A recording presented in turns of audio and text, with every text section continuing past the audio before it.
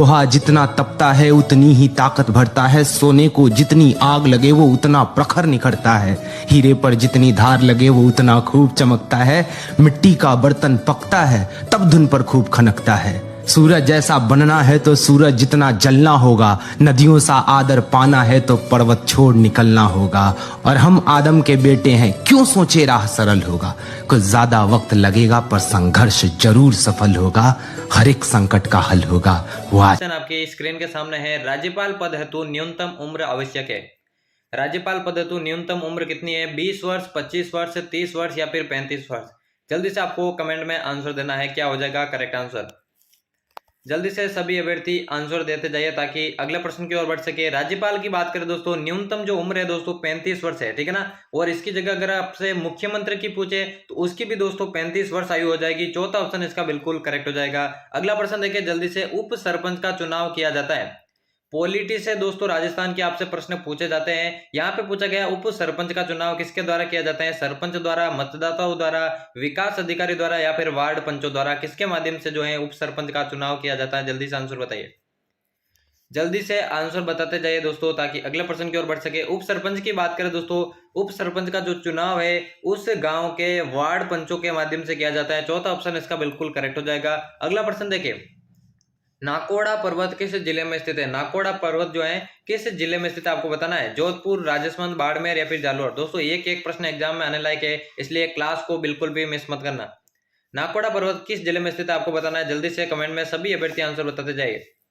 नाकोड़ा पर्वत की बात करें दोस्तों, बाड़मेर जिले में स्थित है। तीसरा ऑप्शन इसका करेक्ट हो जाएगा। जल्दी से बढ़ते हैं अगले प्रश्न की ओर। जून के माह में राज्य के किस जिले में सूर्य लंबवत चमकता है?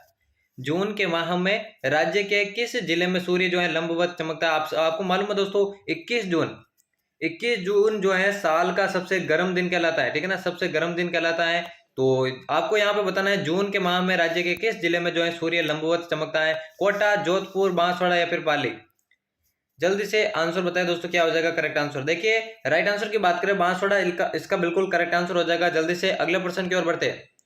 अगला देखिए दोस्तों, अगला प्रश्न है 5वां। जवाई नदी किन दो जिलों की सीमा बनाती है? जवाई नदी किन दो जिलों की सीमा बनाती है? जालोर एवं पाली, पाली एवं सिरोही, जालोर एवं सिरोही या फिर पाली एवं बाड़मेर। जवाई नदी की बात हो रही है दोस्तों, किन दो जिलों की यह सीमा बनाती है आपको बताना है। जल्दी से आंसर बताइए, क्या हो जाएगा करेक्ट आंसर। जवाई नदी की बात करें दोस्तों, पाली एवं सिरोही दो जिलों की यह सीमा बनाती है। दूसरा ऑप्शन इसका बिल्कुल करेक्ट हो जाएगा। अगला प्रश्न देखिए, अगला प्रश्न है गोल्डन फाइबर किसे कहा जाता है? गोल्डन फाइबर किसे कहा जाता है? गन्ने को, कपास को, जूट को या फिर रेशम को। कौन सा इसका करेक्ट आंसर हो जाएगा? जल्दी से बताइए। जल्दी से राइट आंसर बताइए, क्या हो जाएगा। गोल्डन फाइबर किसे कहा जाता है आपको बताना है। देखिए करेक्ट आंसर की बात करें, गोल्डन फाइबर दोस्तों जूट को बोला जाता है, इसलिए तीसरा ऑप्शन जिस किसी ने सही किया उन सभी का करेक्ट हो जाएगा। अगला प्रश्न देखिए, देश के कितने प्रतिशत ऊंट राजस्थान में पाए जाते हैं? देश के कितने प्रतिशत ऊंट राजस्थान में पाए जाते हैं आपको बताना है। 60%, 83%, 90% या फिर 95%। क्या हो जाएगा करेक्ट आंसर। देखिए दोस्तों, देश में जो सबसे ज्यादा ऊंट है दोस्तों राजस्थान के अंदर पाए जाते हैं। वो राजस्थान के अंदर भी आपसे पूछे तो बीकानेर शहर में दोस्तों सबसे ज्यादा ऊंट पाए जाते हैं। जो मरुस्थलीय क्षेत्र हैं वहां पर ऊंट सर्वाधिक देखने को मिलते हैं। यहाँ पे पूछा गया है राजस्थान में कितना प्रतिशत ऊंट देश का पाया जाता है, तो 83% इसका बिल्कुल करेक्ट आंसर हो जाएगा। अगला है जेला बावसी का मेला किस जनजाति से संबंधित है? महत्वपूर्ण प्रश्न है, एग्जाम में आने लायक है। कंजर, डामोर, कथोड़ी या फिर सहरिया, कौन सा करेक्ट हो जाएगा? जल्दी से बताइए। जेला बावसी का मेला जो है कौन सी जनजाति से संबंधित है आपको ये बताना है। जल्दी से राइट आंसर बताइए, क्या हो जाएगा। बात करें करेक्ट आंसर की, जेला बावसी का जो मेला दोस्तों डामोर जनजाति से संबंधित है। दूसरा ऑप्शन इसका करेक्ट हो जाएगा। अगला प्रश्न देखिए, कांठल का ताजमहल किसे कहा जाता है?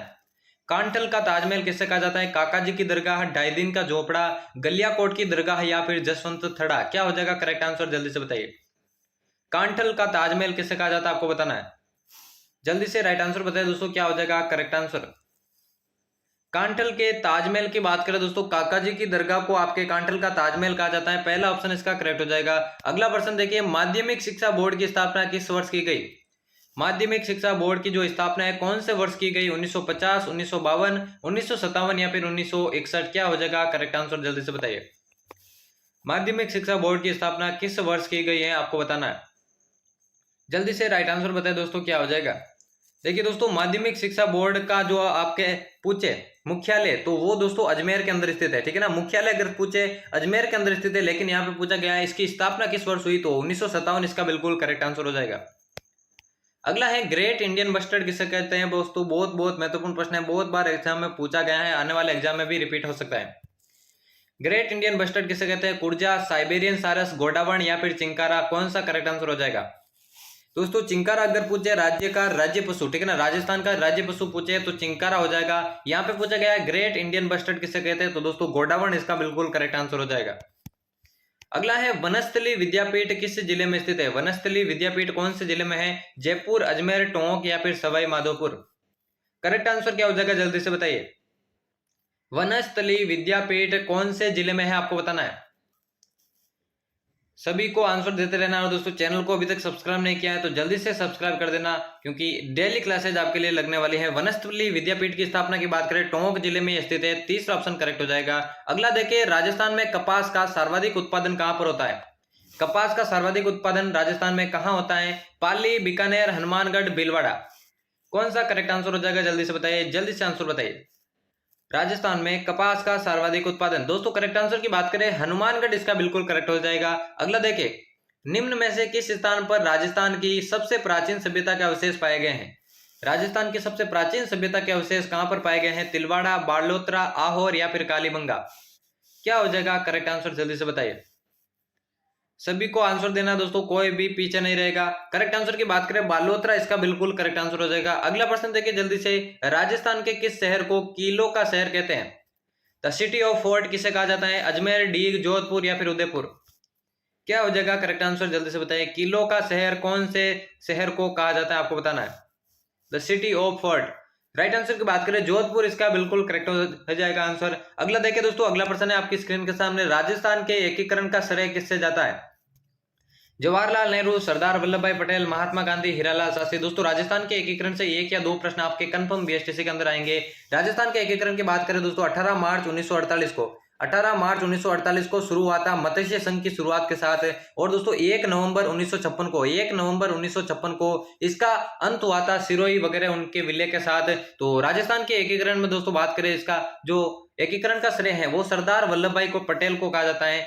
तो अगले प्रश्न की ओर जल्दी से बढ़ते हैं, राजस्थान का वृंदावन किसे कहा जाता है।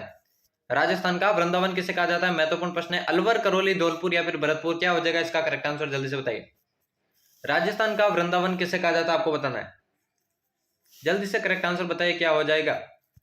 राजस्थान के वृंदावन की बात करें दोस्तों, करौली जिले को कहा जाता है, दूसरा ऑप्शन इसका करेक्ट हो जाएगा। अगला देखिए, इंदिरा गांधी नहर का उद्गम स्थल कहां से। इंदिरा गांधी नहर का उद्गम स्थल कहां से है, पांचना बांध, पोग बांध, हरि के बैराज या फिर हुसैनी वाला से, क्या हो जाएगा करेक्ट आंसर, जल्दी से बताइए।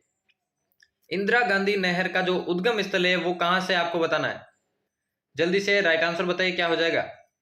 इंदिरा गांधी नहर की बात करें दोस्तों, तो इसका जो उद्गम स्थल है हरि के बैराज से है, तीसरा ऑप्शन इसका करेक्ट हो जाएगा। जल्दी से बढ़ते हैं अगले प्रश्न की ओर। अगला है, राज्यपाल के बारे में कौन सा कथन सही है। कौन सा कथन सही है, आपको बताना है। राज्य कार्यपालिका का मुखिया, केंद्र व राज्य सरकार के मध्य सेतु, राज्य का प्रथम नागरिक या फिर उपरोक्त सभी, क्या हो जाएगा करेक्ट आंसर, जल्दी से बताइए। तो देखिए दोस्तों, राज्यपाल के बारे में कौन सा कथन सही है, तो राज्य कार्यपालिका का मुख्य होता है, बिल्कुल सही है। केंद्र व राज्य सरकार के मध्य सेतु का कार्य करता है, यह भी सही है। राज्य का प्रथम नागरिक जो होता है वो राज्यपाल होता है, इसलिए यह भी सही है। इसलिए दोस्तों इसका जो करेक्ट आंसर होगा वो हो जाएगा उपरोक्त सभी।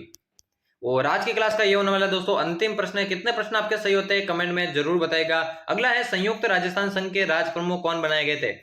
संयुक्त राजस्थान संघ के राज प्रमुख कौन बनाए गए थे, भीम सिंह, मान सिंह द्वितीय, भोपाल सिंह, उदयपाल सिंह।